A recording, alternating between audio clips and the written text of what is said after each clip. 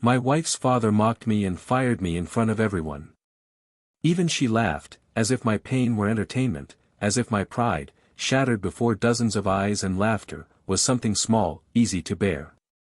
But in that moment, with the weight of her gaze that mixed contempt and relief, I understood what had been happening for a long time and I had refused to see. I was no longer loved. And worse, I was no longer respected. I was just a convenient prop, a disposable piece in the game of appearances of that family that never truly accepted me. I rose from my chair, my voice choked in my throat, like someone swallowing blood to keep from spitting out anger. I said nothing. Not a word. I left the company, I left her life. And I didn't look back. I wasn't going to beg for love, not after having given everything and received in response a muffled chuckle from the one who once promised to love me no matter the circumstances.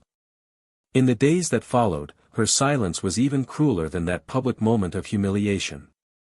No message. No call. No explanation.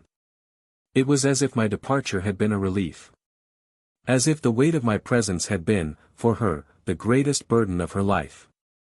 She went on with her life as if nothing had happened. She was seen at parties, smiling, next to a man who clearly existed before my dismissal. The betrayal didn't begin the same day I left, it was just revealed there, in front of everyone. She let me lose everything, to have the last laugh. And that laugh was what woke me up. Because I had never been weak. I was just blind. I spent entire nights reliving that scene. The laughter. The look. The coldness. And the sound of her voice saying, "You always take everything too seriously." As if my love were an exaggeration. As if my effort to be part of her family were a nuisance. As if I, because I didn't share the same powerful surname, was never worthy of respect. But it wasn't her family I wanted to win over, it was her. I fought for her, for our love, while she laughed behind my back. While I believed I was building a future, she was already preparing the end. And it was there, between a cold forkful of silence and the certainty of my insignificance to her, that something inside me changed. The pain became a driving force. Love transformed into drive. And everything I carried in my chest as defeat became fuel to start over. But this time, without her. I vanished. I disappeared. I turned off all the lights, silenced all the access points. No one knew where I was, what I was doing, what I was planning. And while she continued to mock, as if she'd won a war that never existed, I silently built what she would one day realize she'd lost. Because I was never weak. I was never small. I was love, presence, truth. And she thought she could mock that. She thought true love was something found around every corner, as if it were replaceable, as if my surrender were just another one. But time, oh, time has a curious way of teaching the value of things. And when the laughter ends, the echo of emptiness becomes deafening. It took a while. But the day arrived. And it was with a calm, peaceful heart, without a trace of hatred, that I picked up the phone. I called the number I'd once hoped would call me to apologize. Her father's voice answered, surprised. I simply said, "Call your daughter and turn on the TV immediately." And I hung up. Without anger. Without urgency. Just with the peace of someone who no longer needed to prove anything. On the other end, I know she ran, perhaps mockingly, thinking it was just another scene. Perhaps still believing it was all a show. But when the screen lit up, and my face appeared, no longer haggard, no longer weak, but serene, firm, victorious, she finally understood. She saw who was before her. And for the first time in a long time, she found herself in silence. Because there was nothing more she could say. There, live, while everyone watched the interview with the city's new millionaire, while I told her about my new journey, my new life, and the peaceful love that now accompanied me, the laughter died in her throat. Because it wasn't about money, never was. It was about value. And what she threw away out of pride, another woman gently took and made blossom. I didn't need to scream, I didn't need to seek revenge. I just moved on. While she stood there, watching, with the teary eyes of someone who knew she'd lost everything. Because you can replace a partner, you can find another body by your side, but you never rebuild broken respect. And she broke mine. I learned, weeks later, that she tried to talk to me. Tried to get closer. Tried to justify herself with arguments that no longer held any weight. And for the first time, I heard her voice and felt no pain. I felt only distance. And she said, I forgive you. Because those who free themselves from the past don't harbor hatred. But they also don't go back. The forgiveness wasn't for her, it was for me. To end that cycle without leaving open wounds. But I never opened the door again. And she knew it immediately. Her voice faltered, silence took over, and then she hung up. Time passed.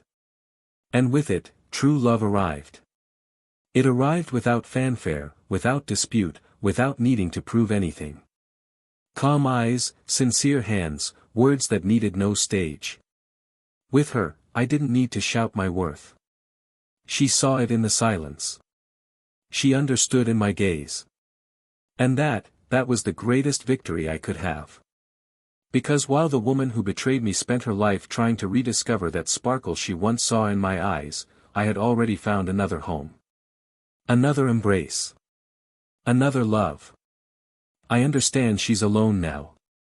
That she goes out with friends, that she smiles, but that she comes home and sleeps embraced by memories. They say she's changed, that she's more introspective, that she stares into the void as if waiting for something that won't return. That she asks about me sometimes, that she watches my interviews, that she keeps an old photo of us in a drawer in her room. But none of that matters anymore. Time doesn't come back. Respect, when you go, you take love with you. And now, all that's left are memories. Good and bad. But all distant. She had it all. And she lost it through arrogance. And that's the pain no one sees, but that consumes her from within. Because when she looks in the mirror, she doesn't just see her face. She sees what could have been. She sees the man who truly loved her and who is now happy with someone else. She sees the love she threw away. And she knows that, no matter how much time passes, no matter how many new faces and bodies she encounters, she will never find that look again. The look of someone who, even fallen, would choose her again. And who, now standing, will never turn back. But what happened that day I hung up the phone and asked her to turn on the TV? What was broadcast that silently turned her world upside down? What exactly did she see that shattered her smile and made her face, for the first time, the weight of loss? And more than that, did she ever understand what she truly lost? Or was her regret too late? Welcome to the channel. Here, we don't romanticize cheating, we expose it. All the stories you hear are fictional, but the emotions are real. Our goal is clear, to show how betrayal destroys lives, breaks trust and leaves deep scars. Get ready. What you're about to hear is more than a story. It's a reality check. Press play, and feel it. His name was Daniel. He was 34 years old and carried on his shoulders not only the responsibility of a home, but also the pride of having built every part of his life with effort and dignity. He was a man of firm presence and restrained words, the kind who prefers to show love through silent actions rather than empty declarations. He came from a simple family, where work was celebrated more than material achievements and where values like loyalty, gratitude, and respect were not discussed, they were lived. Daniel was not perfect, but he was whole. And it was with this whole heart that he gave himself to the woman who changed his life. Her name was Isabel. Young, radiant, the only daughter of an influential and imposing businessman. She grew up in a home where silverware said more about people than their life stories, where every step was taken under the watchful eye of a controlling father and an elegant, distant mother. Isabel, behind her charismatic smile and engaging speech, was a woman searching for belonging. As confident as she appeared, she carried a subtle anxiety to be accepted as something other than the daughter of. She was accustomed to being desired, admired, surrounded by suitors who saw her as a trophy. Daniel was the opposite of all this. He didn't want to show off, didn't want to compete, didn't want to impress, he simply saw who she truly was, and treated her with tenderness, simplicity, and a calm that dismantled any pretense. That was what attracted her. The contrast. The raw truth of someone who didn't need to prove her worth because it simply existed within her. The beginning was beautiful. They met at an informal gathering of mutual friends. She wore a blue dress that effortlessly made her presence felt, and he wore a simple shirt and a curious look. They talked all night, not about travel or business, but about small, even banal things, their taste for strong coffee, their habit of walking aimlessly to think, how much they both loved rainy Sundays. The connection wasn't quick like a spark, but slow and enveloping, like a fire growing with the right wind. Over time, she began visiting his places, meeting his friends, listening to stories of her childhood in ordinary neighborhoods. He, in turn, learned to walk in silence through her family's formal dinners, where every sentence was measured like a speech and every smile seemed calculated. Despite their worldly differences, the two decided to persevere. Love, when it exists, has the uncanny ability to turn obstacles into stepping stones. Daniel made a point of respecting her timetable, accepting her background and her pace. Isabel, on the other hand, tried to learn to live with less spotlight and more truth. It wasn't always easy. Her father never hid his contempt for that man who, according to him, had nothing to offer but good intentions. Her mother, discreet, simply followed protocol, greeting Daniel with a polite smile, but never truly allowing him to feel part of it. Even so, he never complained. With every uncomfortable dinner, with every sidelong glance, he simply looked at Isabel, and that was enough. Over time, the big decisions came. They married in a low-key ceremony, more because of Daniel's wishes than hers. Isabel had always dreamed of something bigger, something worthy of her upbringing, but she gave in. She said it was love that mattered, and at the time, she truly believed that. They moved into an elegant, but not overly so, apartment. She wanted to decorate everything, choose every piece of furniture, and he simply watched, enchanted by her enthusiasm for making the place a home. In the first few months, the two seemed like a movie couple. There was complicity, desire, and plans. He would wake up early and leave a note on the coffee maker, she would prepare dinner when he arrived late. Small gestures, small niceties that created a meaningful daily life. Daniel grew professionally within her family's company. He started as a discreet manager, responsible for areas no one else wanted to touch. He accepted with humility, as he always did. Soon, he earned respect. Not by flattery, not by imposing himself, but by the quiet competence that always accompanied him. He solved problems. He listened to employees. He kept the wheels turning. He earned the trust of many, except for his father-in-law, who always watched his every move with suspicion. Isabel begged him to let it go. "That's just how my father is," she said, almost as if pleading for eternal patience. And Daniel let it go. Not out of fear, but for her. The routine continued, as it does for any couple trying. There were trips, good times, and a few seemingly ordinary fights. Sometimes she was irritated by his reserved manner, by the fact that he didn't react to provocations. "You never assert yourself," she would say, as if poking at a wound that doesn't even exist yet. He would smile sideways, unsure how to react. Other times, he would be the one to remain silent for days after small arguments, not out of pride, but because he preferred to think before speaking. The silences began to grow. But there was always reconciliation. There was always that kiss at the end of the day that seemed to say, "We're still here." As the years passed, Elizabeth began to change subtly. She was no longer as interested in simple conversations. The sparkle in her eyes she'd had when he spoke of his small achievements now seemed replaced by distraction. Affectionate gestures became rarer. Daniel understood, but said nothing. He attributed it all to the stress of everyday life, the natural fatigue of dealing with pressure from all sides. But something in her gaze was no longer the same. Something in her touch seemed rehearsed. He tried to keep the connection alive, with surprise trips, gifts, bedside conversations, but he felt like he was trying to hold sand between his fingers. Little by little, she began to be more absent. Late meetings, last-minute events, quick trips without warning. Daniel remained patient, believing it was all part of a difficult phase. He wasn't naive, he just loved her enough to believe that, with time and effort, everything would fall into place. He remembered how it all began, how she looked at him on their first dates, and he clung to that memory like a castaway clinging to the last lifeline. When he saw her smiling at others, he longed for that smile back. When he saw her tired, he wanted to care for her. When he felt distant, he wanted to pull her back. But what do you do when someone no longer wants to be pulled? Still, he didn't give up. One rainy night, he prepared a special dinner, played the music they'd danced to when they first started dating, and waited for her with a simple gift, a photo album of the two of them, filled with old notes and letters he'd saved.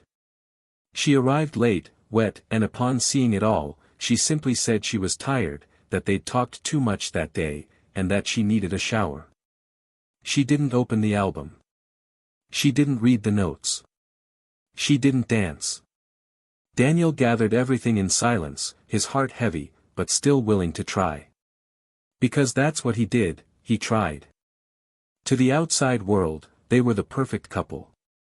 Smiling photos on social media, events where they arrived hand in hand, family dinners where everyone pretended everything was harmonious. But inside, the house was already cracking. Not for lack of love from Daniel, but for something he couldn't yet name. It was a present absence. It was the feeling of sharing a bed with a stranger who was once his home. It was looking to the side and no longer recognizing the soul behind the face. Still, he kept going. Because there was love. Because he believed. Because he'd rather suffer trying than give up too soon. Until the day everything changed. Until the day her laughter, echoing in the company hallway, cut him deeper than any goodbye. But that day was yet to come. The days piled up like pages in a book Daniel could no longer write. He would wake up, get dressed, go to work, and return home to a silence that no longer bothered him as before, but became a part of him, like an echo that could no longer be fought, only accepted. The love endured, but he no longer felt reciprocated. Isabel had become increasingly absent, though she was still there. There were no scandalous fights or open arguments, but rather a slow erosion, a silent deterioration made up of unsaid gestures, swallowed words, and averted glances. She still slept beside him, but she seemed miles away, like someone living in another dimension, even though they shared the same roof. She was a phantom presence, and he was beginning to realize that love alone no longer sustained what they had built. At the company, the looks had also changed. Daniel noticed small gestures, less warm greetings, doors that once opened and now seemed to close slowly, conversations that ceased as he approached. He wasn't paranoid, never had been, but there was a strange energy circulating in the hallways, as if something were about to happen. His father-in-law, who had never been an admirer, began treating him with a cordiality too artificial to ignore. It was as if everyone knew something he didn't. And even Isabel, when she mentioned work, made brief, impersonal comments, as if he were just another employee. It hurt. He, who had worked so hard to belong, now found himself on the margins, slowly being pushed out by invisible hands. But still, he insisted on not seeing what was forming before his eyes. At home, things continued to fall apart inside. Isabel no longer greeted him with a light kiss like before, and dinners together became rare. She went out frequently to networking events, after-hours meetings, and catch-ups with old childhood friends. When he asked if she needed company, she responded matter-of-factly that it would be a quick one, just work. And he believed her. Not out of naivete, but out of faith. Because, despite everything, he still wanted to believe she was the same woman who had once loved him. But the truth is, Isabel no longer looked at him the way she used to. When they were in the same room, she watched him as if trying to find something she'd lost, not as if recognizing what she still had. Their hands no longer touched, their eyes no longer sought each other, and even the silences were no longer comfortable. They were there, side by side, but a chasm grew between them, invisible and increasingly insurmountable. One random night, Daniel arrived home early from work, intending to surprise her. He bought flowers, chose her favorite wine, and prepared a simple dinner. He waited in the living room, anxious, his heart light as he tried, once again, to rekindle something. The hours passed. The clock struck 10, then 11. Isabel wasn't answering her cell phone. When she finally walked in the door, exhausted and visibly uncomfortable to see him awake, she told him she'd lost track of time, that it was just a business dinner. Daniel tried to smile, to hand her the flowers, but she only muttered a hurried thank you and went straight to her room.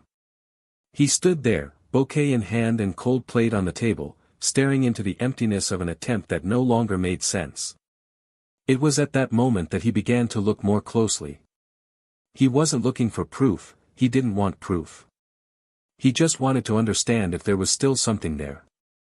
He began to notice the different perfumes, the rehearsed smiles on the phone, the increasingly poorly worded apologies. He began to lose sleep, waking up in the middle of the night and staring at the ceiling for hours, wondering where, exactly, they had gotten lost. There were no fights, no shouting, just a growing emptiness. And it was into this emptiness that he began to fall. One afternoon, after leaving work early, he decided to stop by the coffee shop where she usually went after meetings. He parked across the street, with no plans, driven only by a restlessness he could no longer suppress. He observed the facade, the coming and going of people, and then he saw Isabel. She wasn't alone. Sitting across from a man, she was smiling differently. It was a light, intimate smile, the kind Daniel hadn't seen in a long time. The man touched her hand across the table. She didn't flinch. She didn't look away either. They seemed too comfortable with each other. Daniel stood there, motionless, unable to think, his eyes fixed on that scene that tore him apart. It wasn't just the touch or the smile. It was the fact that she seemed alive. Alive in a way she no longer was with him. He didn't confront her. Not that day. He returned home, driving without knowing where he was going, his hands trembling and his heart breaking into 1,000 pieces. When he arrived, he left the car in the garage and went upstairs without making a sound. He sat on the couch and stared at the walls. He didn't cry. He didn't scream. He simply felt the weight of the end. It was as if he had been pulled from a dream and thrown into a cold reality, where love had been replaced by convenience, and complicity by lies. For days, he avoided Isabel. He pretended to sleep when she arrived, averted his eyes during conversations, and gave short answers. Inside him, something was building, not hatred, but a decision. He knew he had to leave. Not out of pride, but for survival. Because loving someone who no longer chooses you is a slow form of death. The betrayal was confirmed on a random morning, with the sun too high for the pain it carried. Daniel had left her phone charging in the living room, as he sometimes did. A notification flashed. He hadn't intended to see it. But he did. And then he saw another. And another. Messages exchanged with that same man. Intimate phrases, codes that didn't require interpretation. It was love. It was desire. It was everything he hadn't received in months. And in that moment, there was no doubt. There were no more assumptions. There was proof. And yet, the pain didn't come from the messages. It came from the certainty that she no longer loved him, and that, perhaps, she hadn't loved him for a long time. He didn't confront her that day. Instead, he got up early, put on an outfit he liked, and left for work as usual. But inside, something had changed. He no longer carried guilt, doubt, or hope. Just a strange serenity, like someone who finally understands they've reached the end of a road. At work, the atmosphere was even colder. Eyes avoided meeting his, smiles were faked, and the tension was palpable. He sensed something was about to happen. And it did. During a board meeting, in front of everyone, his father-in-law made a point of ridiculing him. His tone was aggressive, his words cruelly chosen. He insinuated incompetence, disloyalty, and, ultimately, fired Daniel on the spot, as if snatching a trophy from a loser. The most painful thing, however, was when he looked at Isabel, sitting a few feet away, and saw the smile on her lips. It wasn't a wide-open smile, a half-smile, almost imperceptible, but it said it all. It was the final confirmation that she was no longer on his side, that perhaps she never would be again. The blow wasn't the firing. It was her smile. Daniel stood, calmly tidied his papers, and looked at everyone present with dignity. He didn't say a word. There would be no pleas. He wouldn't beg for something that no longer made sense. He left the room like someone leaving a burning house, his clothes intact, but his heart in ashes. When he reached the elevator, he sighed deeply. There, in that moment, something inside him shattered forever. And from the silence of the elevator to the front door, he began to rebuild himself. Because sometimes, it's at the end that the true beginning begins. But what none of them knew was that the silent man who left without looking back had already prepared his next move. A move that would give each of the pieces in this game a new meaning. And something big was about to happen. Something that would change everything. The sun had already begun to sink into the horizon when Daniel parked his car in front of the building where he had lived for years. The same building where he had laughed, cried, waited, tried, and been betrayed. The tinted glass hid his serene yet watchful eyes. The new woman beside him held his hand firmly, without saying a word. She knew what this moment represented. She knew it wasn't about revenge, but about closure. It was about looking into the eyes of the one who tried to destroy her soul and showing her that she had not only survived, she had flourished. He asked her to wait there and walked down unhurriedly, with firm steps. He wasn't wearing an expensive suit, nor was he arrogant. He simply carried with him the weight of a resolved past and the lightness of someone who no longer needed to prove anything to anyone. Hours earlier, he had made his final decision. After weeks of silence, far from any news, social media, or contact, a proposal thrust him into the city's spotlight. He had become a majority shareholder in a sustainable technology network that, in a matter of months, exploded in value and visibility. It wasn't luck. It was work. It was sleepless nights, days of silently swallowing sorrows, transforming pain into strategy, pushing his heart aside to listen to his mind.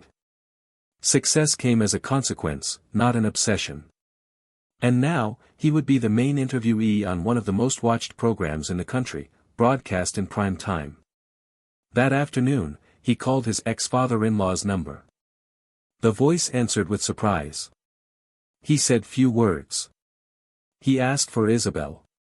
He asked for the television to be turned on. And he hung up. His heart at peace. In the apartment's living room, Isabel stared at the screen. She was sitting on the sofa next to her father, remote control in hand, and an uncomfortable silence hung between them. The image appeared, and Daniel's name was prominently displayed, with the title, From Public Dismissal to the Top, Meet the Man Behind the Sustainable Revolution. The studio was full, the presenter was smiling, and the audience was applauding enthusiastically. But Isabel couldn't hear a thing. Her heart was pounding, erratically, as if each beat were a punch to her conscience. The man she had scorned, the love she had treated as inferior, was now revered. Not out of charity, not out of appearance. Out of merit. And that hurt more than she expected. The interview continued, and Daniel responded calmly, with a maturity Isabel no longer recognized. He spoke of the importance of not giving up on yourself, even when everything seems to be against you. He spoke of how scars are part of the journey and how some losses are, in fact, liberations. The audience listened in silence, absorbed by his firm presence and sincerity. But it was at the end, when the host asked about his turning point, that Isabel's eyes began to water. Daniel didn't name names, didn't share details of the betrayal, but said something that went straight to her heart. He said he had loved someone deeply, that he had given everything, that he believed, even when he no longer received the same in return. He said the laughter of the one he loved was the last thing he heard before deciding never to return. And that, in that moment, he didn't just lose his job. He lost his footing. But it was in that abyss that he found himself. Isabel felt her face burn. She tried to hide it, but tears streamed down her face. Her father glanced at her but said nothing. He was also shocked. They both were. The silence between them was now a minefield. When the program ended, she remained there, paralyzed.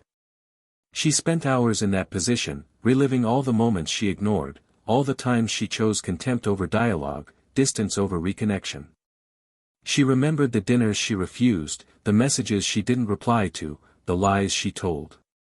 She remembered how superior she felt, how she believed Daniel wasn't enough. And now, in front of the entire country, she saw the man she dismissed receiving a standing ovation. Not for what he had, but for who he was. The next day, she summoned the courage and called. Daniel's voice answered calmly. She tried to sound confident, but failed. She said she wanted to see him, that she needed to talk. He was silent for a few seconds. He said he'd stop by later. Her voice trembled, but she agreed. She spent the afternoon tidying the house, as if waiting for something she no longer believed would come. And it came. That evening, Daniel went up to the apartment. When the door opened, Isabel felt the air drain from her. He was different. Not just in appearance, more confident, calmer, but in essence. There was something in his gaze she hadn't recognized. It was peace. And it completely disarmed her. She tried to start the conversation. She said she hadn't expected things to turn out this way. That she'd made a mistake. That she'd lost herself. That perhaps she'd never known how to handle such a real love. He listened in silence. He let her speak. And when she finished, he approached her, without anger, without arrogance. He said he forgave her. That he understood her insecurities, her fears, her choices. But he couldn't go back. Not out of pride, but because there was nothing left to rebuild. He said that loving someone who doesn't choose you hurts too much, and that he'd already found someone who chose him every day. Isabel tried to hold back her tears, but couldn't. She said she still loved him, that she was willing to start over. He held her hand for a moment, looked into her eyes, and, in a low voice, said she didn't love him, she loved what he'd become. And that the man she left, the one who waited for her with flowers and patience, was the one she never truly wanted. And that was why he wouldn't come back. She fell to her knees on the floor, overcome by a pain she couldn't explain.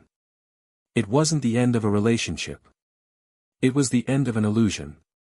She'd lost someone who loved her completely. And now she knew she'd never find that person again. She could have others. She could rebuild her life. But that love, that calm affection, that silence filled with presence, that was gone. And it would never return. When she looked up, Daniel was already leaving. And then, in the back of the room, she saw the TV screen flashing with a replay of the interview. She heard her own voice in her memory, mocking him, laughing, ignoring him. And everything inside her shattered. But what she didn't know yet, was that the real secret behind all that transformation was yet to be revealed. Something that would change not only her perception of Daniel, but everything she thought she knew about that ending. Something he kept hidden until the very last moment. Something that would explain why he left so calmly, and never returned. The rain was falling lightly that night when Daniel decided to go for a walk alone. The city continued to throb with its indifferent noises, but inside him, everything was silent, the kind of silence that comes after a long storm, the kind that doesn't hurt, just exists. The encounter with Isabel had been definitive. Not because of the pain it brought, but because it confirmed that sometimes, love isn't enough. He wandered aimlessly through the quiet streets of a neighborhood he hadn't frequented in years, as if searching for a last vestige of himself in the past. He stopped in front of a small corner bookstore, one of those that still retained its yellow lights and the smell of aged paper, and entered as if seeking shelter from the rain, but found something more. At the back of the bookstore, sitting with a cup of tea in her hands, was Laura. She saw him before he noticed her, and smiled with that sweet look that so often disarmed him. Daniel approached unhurriedly. He sat across from her without saying anything. He didn't need to. She offered him the tea, and he accepted. Their silent reunion carried a rare complicity. She didn't ask about Isabel, the interview, or the past. She simply looked him in the eyes, as if to say, "I'm here." And there, in that simple exchange, Daniel knew he had made the right choice. The pain Isabel had caused no longer defined who he was. And Laura wasn't trying to heal him, she was simply there for him.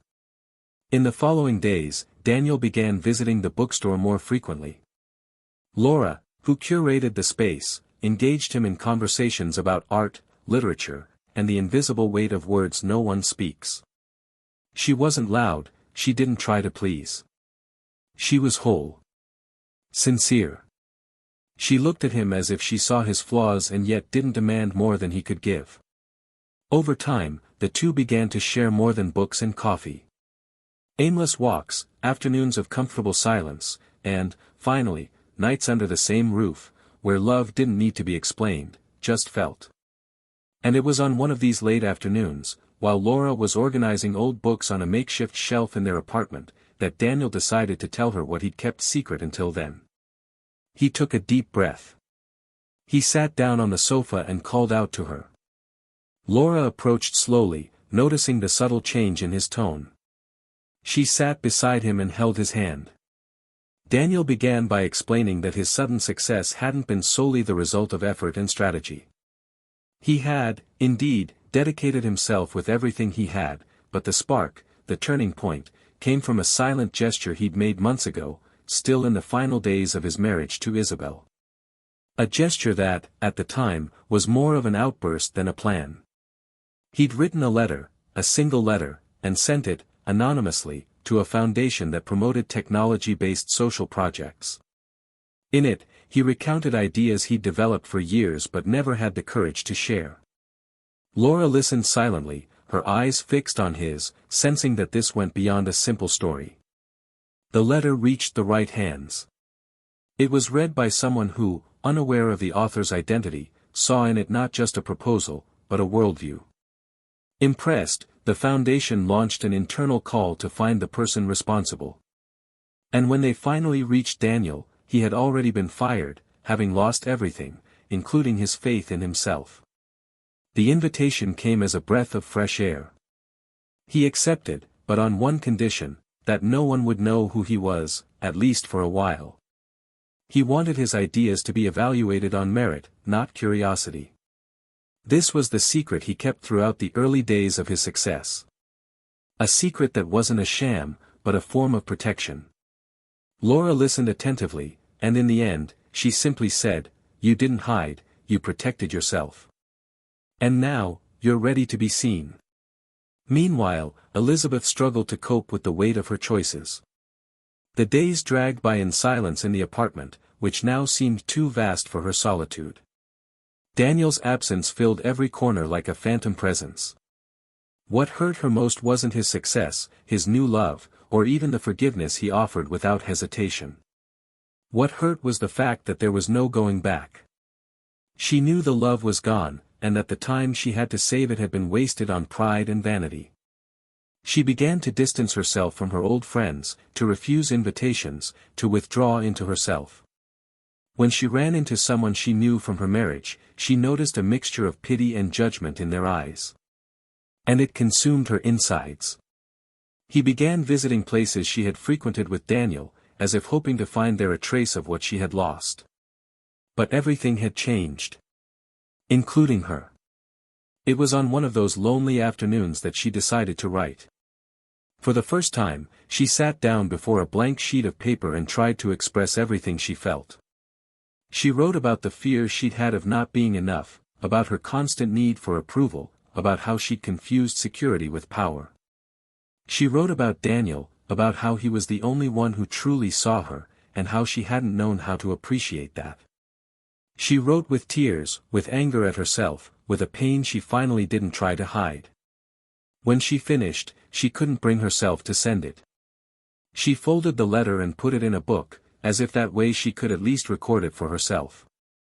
She didn't expect forgiveness. He knew he'd already received it. What she didn't know was how to forgive herself. Meanwhile, Daniel and Laura continued building something new. There was no rush. There were no grandiose plans. There was presence. He began speaking at universities, mentoring young entrepreneurs, and using his story as an example that dignity is not a speech, but a way of being. At one of these talks, a young woman asked him what he would do if he could go back in time. The audience fell silent. Daniel smiled slightly, thought for a moment, and replied, "Would have chosen myself before." The phrase reverberated through the room like a silent scream, and many understood that it wasn't motivational advice. It was an invitation to deep reflection on self-love and limits. Time passed. One afternoon, Isabel decided to visit the bookstore where Daniel had been seen a few times. She didn't know what she expected to find, perhaps a trace, a memory, anything. She entered slowly, and Laura was at the counter. The two exchanged glances. Laura didn't smile or stand. She simply stood there, with the same serenity that so enchanted Daniel. Isabel approached and asked if he'd ever come around. Laura nodded. Isabel tried to maintain her composure, but there was a weariness in her eyes, a regret that had faded. She said she wanted to deliver something. She took the letter she'd written from her pocket and left it on the counter. She said she didn't want to cause trouble or ask for anything. She simply wanted him to know. Laura didn't respond. She simply accepted. Isabel left without looking back. And, in that departure, she left not only the letter, but a part of herself. Daniel read the letter days later. He was at home with Laura, sitting on the couch, when she handed him the envelope. He read it calmly, in silence. When he finished, he looked out the window and remained quiet for a few minutes. Laura asked if he was okay. He said yes. He said it hurt, of course, but at the same time, he felt profound gratitude. Because understanding another person's pain doesn't change the past, but it frees the future. He took the letter, folded it again, and put it inside an old book on the shelf. After that, he didn't speak of it again. It was a closed cycle. That night, as they lay down, Laura held his hand and said softly, "Thank you for not giving up on love." Daniel smiled and replied that, in fact, she was the one who taught him that love doesn't have to be a war. They didn't need to say anything else. They fell asleep in each other's arms, with the serenity of those who finally understand that true love doesn't require effort to prove, it simply exists, and endures. And in that shared silence, they knew they were exactly where they were supposed to be. Time followed its natural course, indifferent to the scars left on hearts, but within each of those involved, something had profoundly changed. Daniel, even at peace, was not euphoric. The public glory he had achieved did not distance him from his silent essence, quite the opposite, it made him more restrained, more aware of the price of each achievement. He had learned that not every happy ending comes from justice or reward, but from balance. His victory was not limited to interviews, contracts, or applause. His greatest achievement was having reclaimed his identity, having found a place where love didn't require struggle, where he didn't need to mold himself to be accepted. And it was precisely this awareness that kept him from any feeling of revenge. There was no room for vanity. He had seen firsthand what pride destroys. Now, his greatest challenge was keeping intact the heart that had been crushed so many times. With Laura, the days became gentle, but never banal. Between them, there was a silent language that dispensed with promises. Every gesture was genuine, and even moments of uncertainty were shared with comforting honesty. Daniel, however, carried within himself a dilemma that gradually became inescapable: what to do with the pain of others, when our own has already passed. He saw it in Laura's eyes whenever something about Isabel came up, not out of jealousy, but out of compassion. It was as if she understood the gravity of everything that had happened, and even though she wasn't guilty of anything, she carried the awareness of being beside someone whose previous history still left traces. Laura never asked for explanations, but Daniel knew her silence was an invitation to reflect. And he thought. He wondered if there was still something to be done to end, once and for all, a cycle that stubbornly dragged on through the cracks of the present. Elizabeth, for her part, lived in a near-suspended state of existence. Life went on, as it does for everyone, but nothing seemed to have color anymore. The apartment, once proudly decorated, now felt like a space of harsh memories. The clothes he wore confidently felt like ill-fitting disguises. The social gatherings that once excited her now exhausted her. There was no longer any charm in routine, no comfort in solitude. It was as if everything that had once defined her had been undone by the absence of something she only recognized when she lost it. She tried to rebuild her life, meet new people, regain her independence, but everything seemed too small, too fragile, too superficial. The letter she wrote had been her last attempt to make sense of the pain she carried, and when she saw that Daniel had read it but never responded, she understood the wordless message. It hit her harder than any scream could. Because now, all that remained was an irreversible silence. One night, she decided to visit the house where she had grown up, where so many Sunday lunches had been spent with well-rehearsed appearances and phrases. Her father greeted her with the same rigid tone as always, as if emotions had to be managed like contracts. During dinner, the subject of Daniel came up with cutting ease. Her father commented on the growth of his company, the prestige he had achieved, as if to shield himself from the guilt by saying he always knew he had potential. Isabel listened silently, but in the end, she said only one thing: "You humiliated him in front of everyone, and I let you." Her father looked at her in surprise, but before she could respond, she got up and left, leaving in the air the pain she had never dared to name. That night, Isabel didn't return home. She went to a hotel, where she spent hours staring at the ceiling, trying to understand at what exact moment she had become someone who had caused so much damage to someone she had only tried to love. Daniel, upon learning from others that Isabel had left her job and that her presence at events was becoming increasingly rare, felt a restlessness he couldn't explain. It wasn't pity. It was a sense of pending closure, as if there was still something there that needed to be said, not to reopen wounds, but to close them once and for all. He talked to Laura, explaining his feelings. She didn't hesitate. She said she understood, that she trusted him. She didn't ask what he would say, nor what he hoped to find. She simply asked that, whatever the outcome, he return with a clean heart. He promised he would. And in that promise there was truth. He arranged to meet Isabel at a discreet café, with no crowd, no expectations. She arrived punctually, as if the time she hadn't given him before was now sacred. They sat across from each other. There was no smile, no tension. Just a silent respect between two people who, somehow, still understood each other, even though they'd lost so much.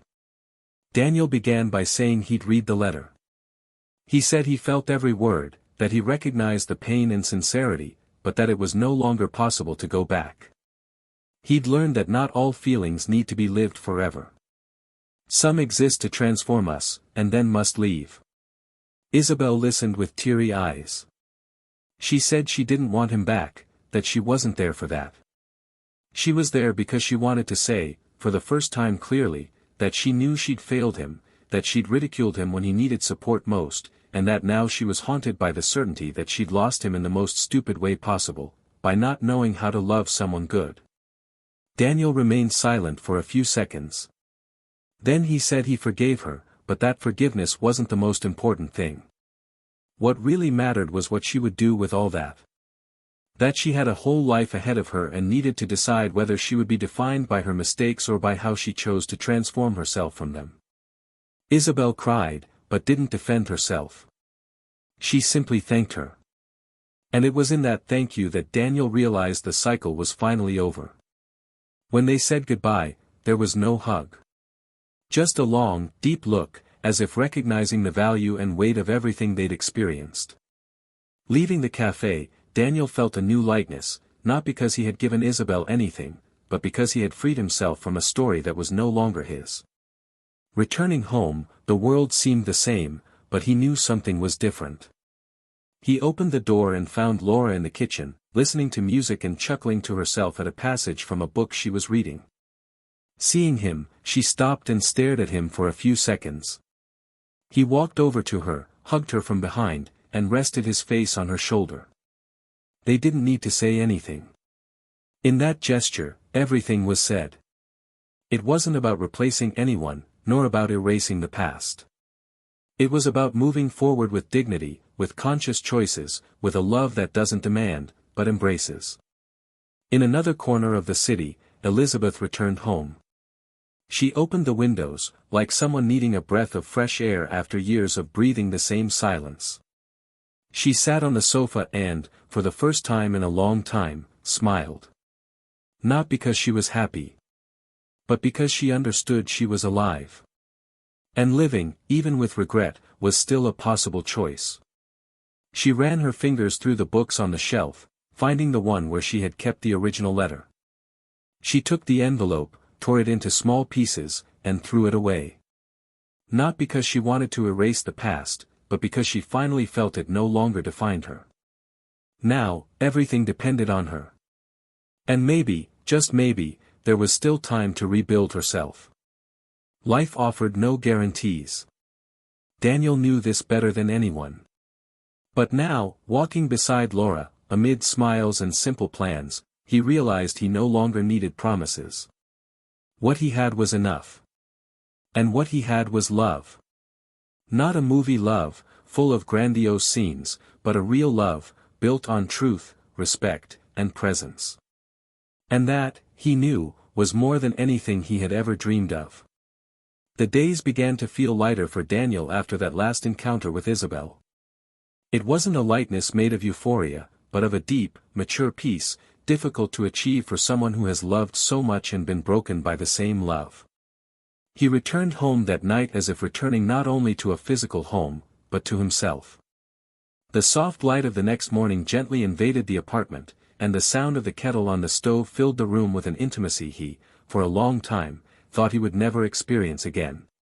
Laura watched him from across the kitchen, her face still slightly swollen from sleep, her hair tied up haphazardly, and a look that, even in silence, said everything. There was something in that everyday simplicity that became sacred after living so long under the weight of judgment and doubt. He approached, wrapped his arms around her, and stayed there, simply feeling the warmth of her body pressed against his, without the need for a word. That weekend, they decided to travel to a small, secluded place where no one knew them.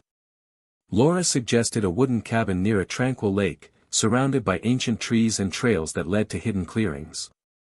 It was the kind of retreat that required no cell phone signal or internet, just the complete presence of whoever was there. And it was in this setting that Daniel, for the first time in a long time, allowed himself to disconnect from everything. They walked side by side through tall trees, the sound of birds serving as a soundtrack to a rare piece. Laura, with the old camera hanging around her neck, recorded not the landscapes, but the moments between them, the way he adjusted his sleeve, the way he scanned the horizon before speaking, the silences between one step and the next. He, in turn, mentally recorded her every laugh, every word spoken with that light accent, every subtle way she had of bringing light to everything she touched.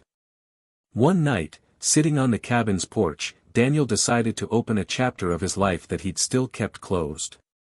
It wasn't about Isabel, nor about the company, but about something that preceded all of that, something that had shaped him from an early age and that, in some way, still influenced the way he gave himself to others. He told Laura about his mother, a strong woman who had raised him and his brother alone, after being abandoned by a man who never knew the value of family. He told her how, even with little, she did everything she could to make her children feel worthy, respected, and loved. But he also revealed how he still carried the pain of watching his mother slowly fade away out of love for someone who never returned.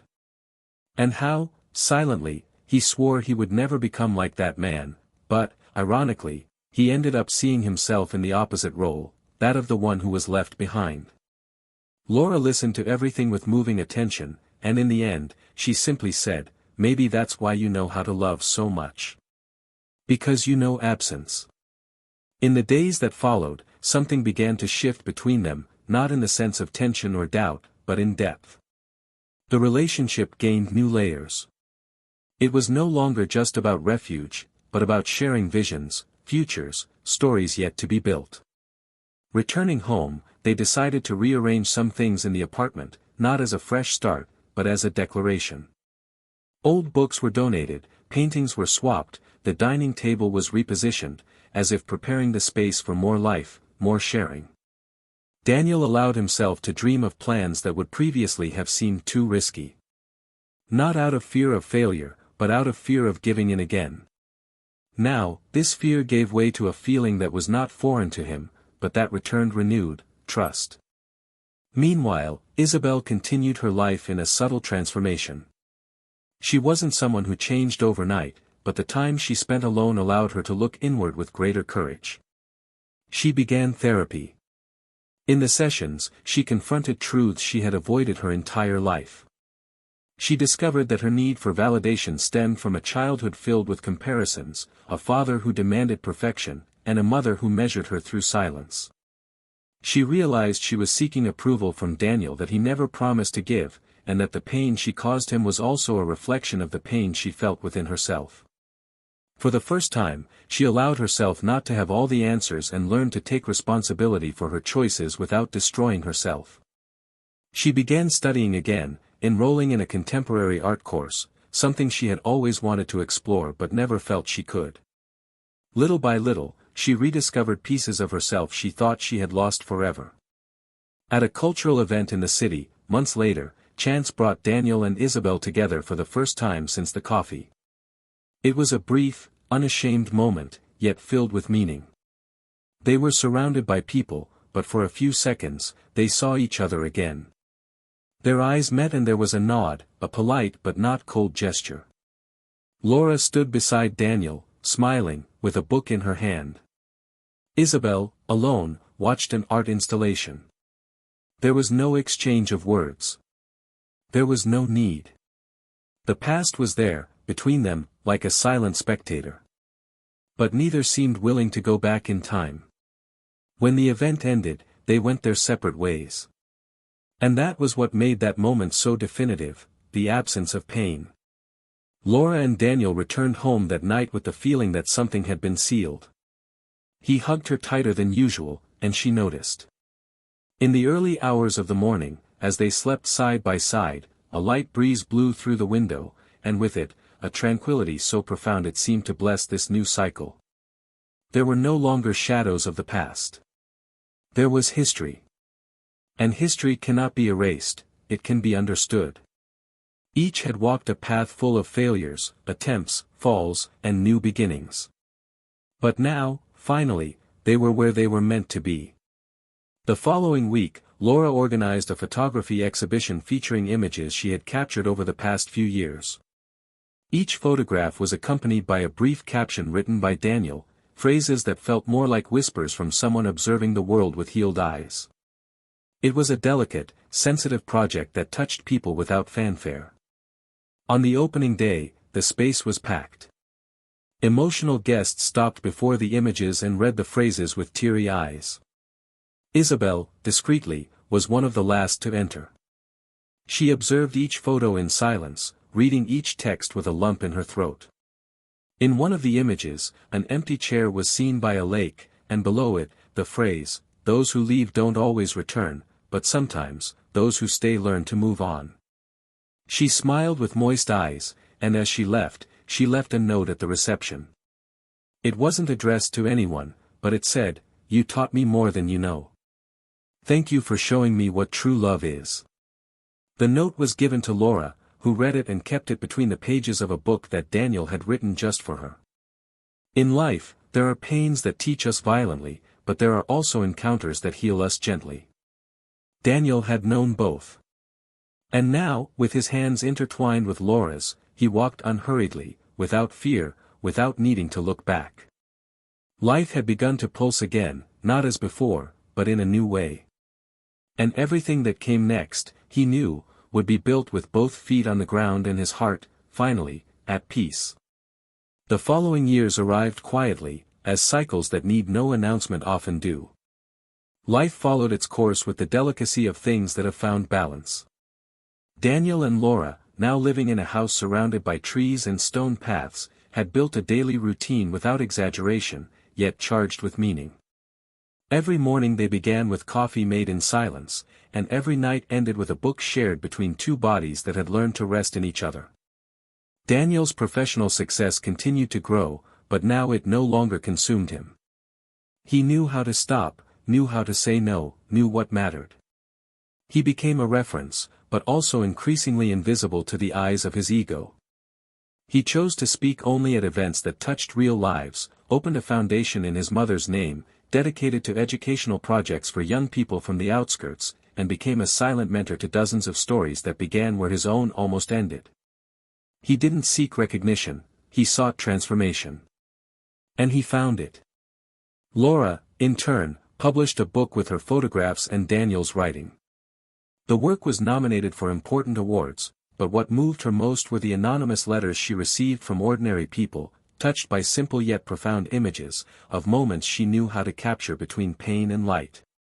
Her art wasn't exhibitionist, it was confessional. In each photograph, there was a silence filled with emotion, and in each text, an echo of someone who survived an intimate war without needing to explode. She and Daniel no longer spoke of Isabel, not out of indifference, but because the memory of her had ceased to be a ghost and had become merely part of the past. A necessary but closed chapter. When, by chance, they saw her name in some news story, a glance between them was enough to understand there was nothing more to be said. Isabel, on the other hand, continued her journey of starting over, but without glamour. After leaving the corporate world, she decided to travel for a while. She visited small towns, places where no one knew her last name, where her story didn't precede her. She worked in cafes, taught art classes to children, and learned to listen more than she spoke. She still carried unhealed pain, but she no longer sought blame. She accepted her choices like someone learning to live with their own shadow. On one of these trips, she met a woman named Margot, the owner of a small inn, who, upon hearing her speak for the first time about her past, said something that stayed with her forever: "Daughter, there are people who only learn the value of bread after they're truly hungry. But knowing this doesn't feed you. Only those who learn to plant change." And Isabel decided to plant. He returned years later, with a new purpose. He opened a simple studio, where he offered workshops in collage, intuitive painting, and therapeutic writing. It was frequented by women who carried similar stories, of guilt, of abandonment, of irreparable mistakes. Isabel never presented herself as a guide, but as an equal. She was clear that she still made mistakes, still missed someone, still dreamed of what she had destroyed. But now she did things differently. In one of these classes, a young woman asked if she still thought about the man she lost. Isabel responded, looking out the open window, "Every day. But not with pain. With responsibility." And that was enough. Isabel's father, who had long ago distanced himself from her because he refused to accept her decisions, suddenly fell ill. He no longer held the power he once held, nor the automatic respect he bought with money. In the last months of his life, he was cared for only by hired nurses, in a large, cold apartment.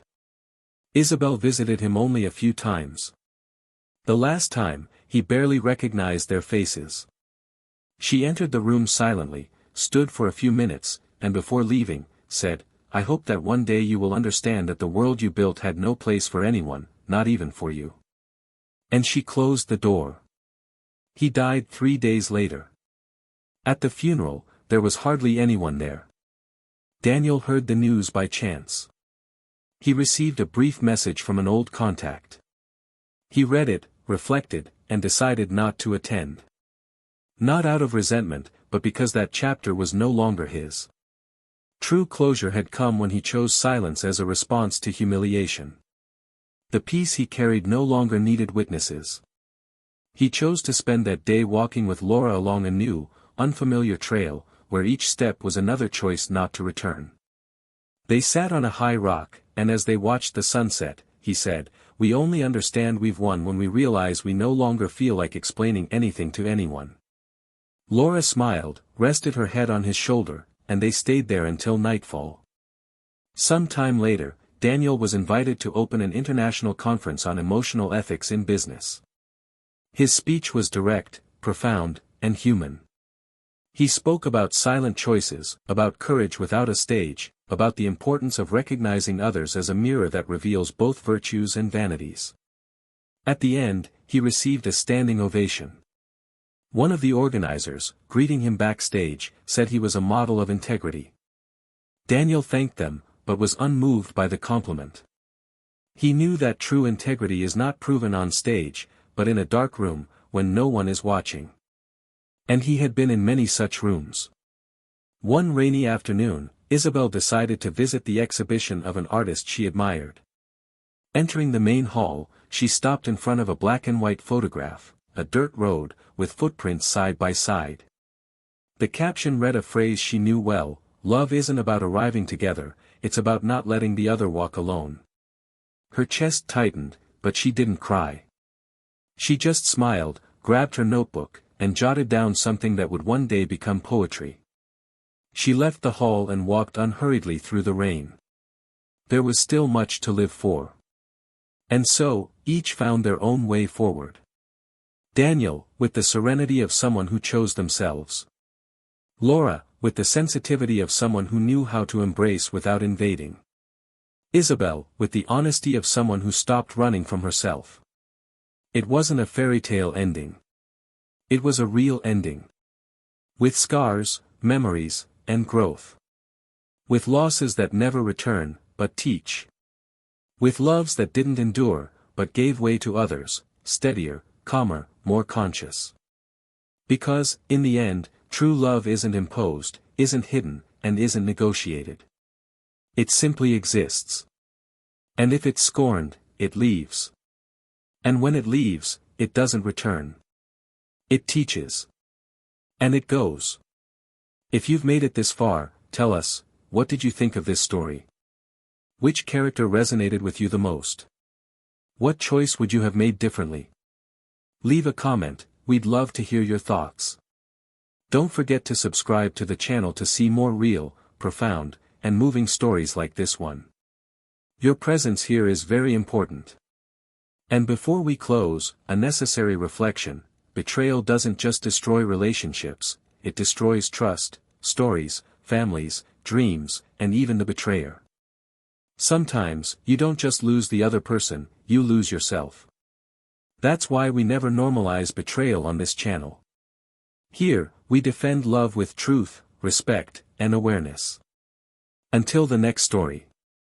And remember, those who love, care, those who care don't betray.